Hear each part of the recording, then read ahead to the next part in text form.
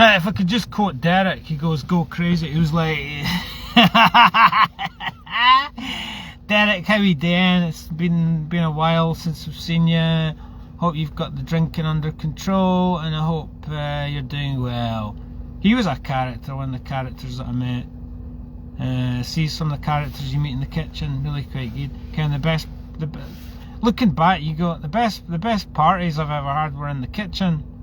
You know, no one can beat that feeling of togetherness and camaraderie and joyous, you know, great people, great minds, you know, working together for a common goal and achieving multiple times, yeah. But the title of this one is, what's your favourite David Icke album, right? What's your favourite David Icke album, Ken? I mean, maybe he went a bit over the top in the COVID thing, I don't know, you know, he wasn't right about everything, but none of us have got all the answers, you know. But what's your favourite David Icke album? Or what's your favourite David Icke track? Little review of David Icke. Great man. I just thought I'd pay respects to David Icke on this day.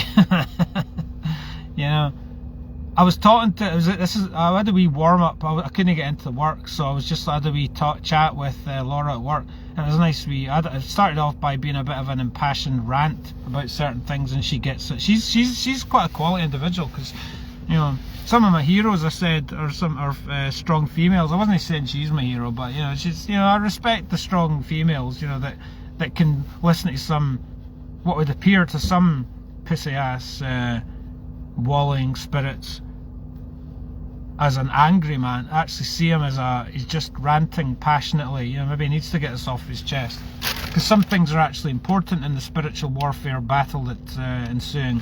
You know, what is life other than one big spiritual warfare battle? That's what it is, isn't it? I mean, that's what David Icke said, isn't it?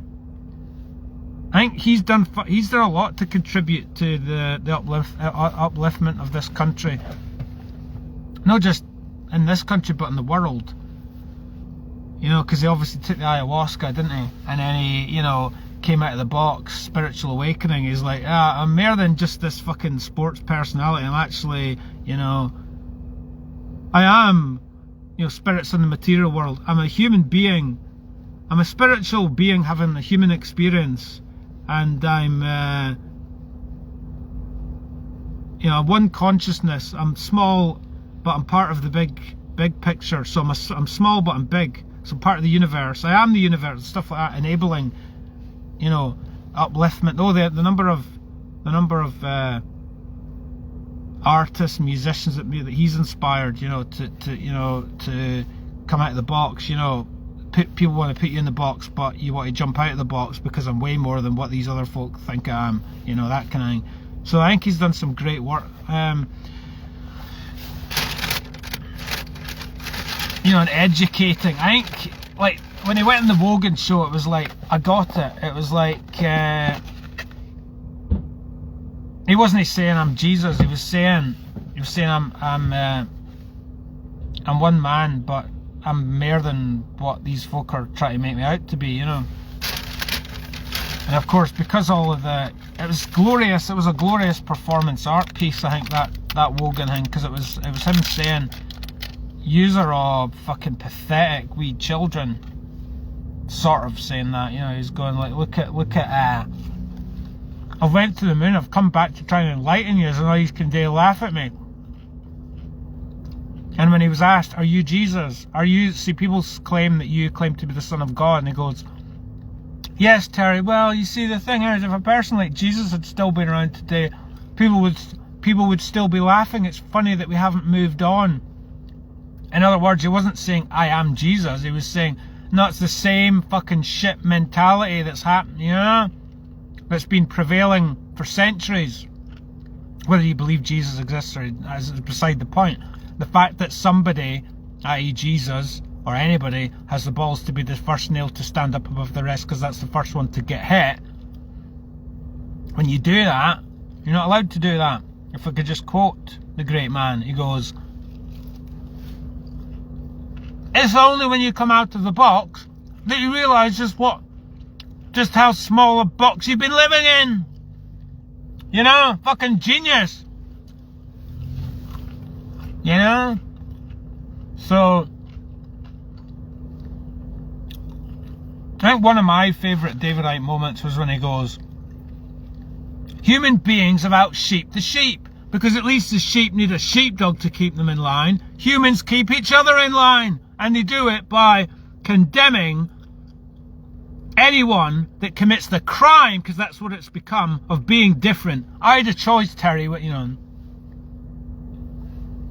choice whether to sit in the corner and, after he was publicly humiliated and everywhere he goes, everywhere he went, folk were laughing at him. And he goes, ha ha ha, oh yeah. Everywhere he went, folk were laughing at him. And he goes, yeah. I could either let these people project their own bullshit onto me, or I can use it to rise me up. Rise like a phoenix. Alright? So he was like, none of you have even appreciated what I've been trying to tell you.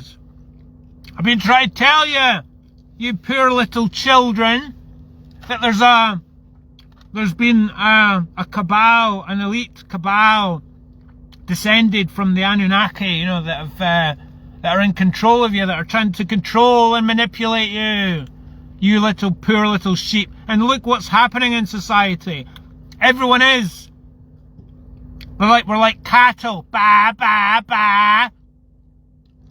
I must be like that. We're social animals, but I think we've taken the sheep thing a bit far, innit? You walk around the town, you go, everyone's just being like everyone else. Have you actually discovered your own fucking divine inheritance? You fucking idiots. Words to the effect of, So one of the things I'd like to pay tribute to on this day is David Icke, for having helped me realise, to a certain extent, my own inner genius, because to quote him, we're all genius, we've just forgotten that, yeah? We've all forgotten it. We're downtrodden, especially in Scotland. It's a repressed, satanic society. Repressed. Satan's got a control of the consciousness of the fucking nation, yes? Through manipulation, through the elites and everything. And you go, I think he raises a few good points here, You walk around and you go, there are certain biblical influences, I get it, he's trying to say, I could see why he was accused of being the Son of God, and, again, people projecting their own bullshit onto him, projecting their own perception of what he's saying, and to some extent that was you could blame him for that, because he didn't really express himself very clearly, because he was going through a few changes, so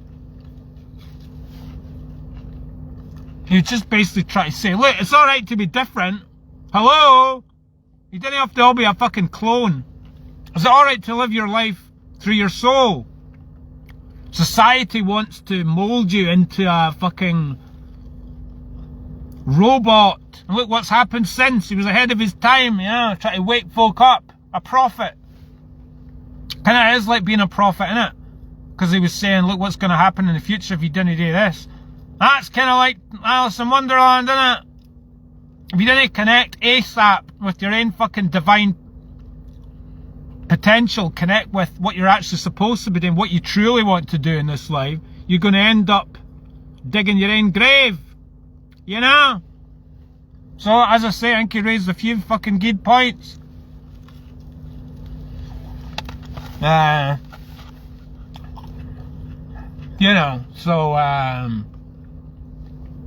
Another stuff he did, he was way ahead of his time with tons of shit.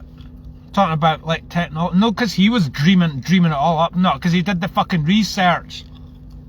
He looked into what was happening, what was coming, the Big Brother Society, and a lot of the stuff that he predicted has come true.